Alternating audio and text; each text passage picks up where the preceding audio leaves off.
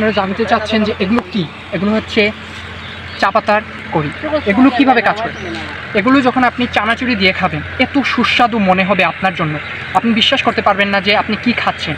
আপনি যখন এই কড়িটা কাঁচা খাবেন তখন একটু একটু একটু একটু অল্প, কতটুকু অল্প বলবো, খুবই অল্প তিতা মনে হবে, কিন্তু তা তিতা নয়, তা হচ্ছে একটা চা পাতার স্বাদ। আপনি যদি চা পাতার চা খেয়ে থাকেন তাহলে এই কড়িগুলো আপনার জন্য হবে একদম অমৃত, অমৃত থেকেও। এটা হলো সিলেটের ঐতিহ্য। আমরা আছি এখন শ্রীমঙ্গলে, এই কড়িগুলো দিয়ে আমরা এখন খাবো চানাচুর বানিয়ে।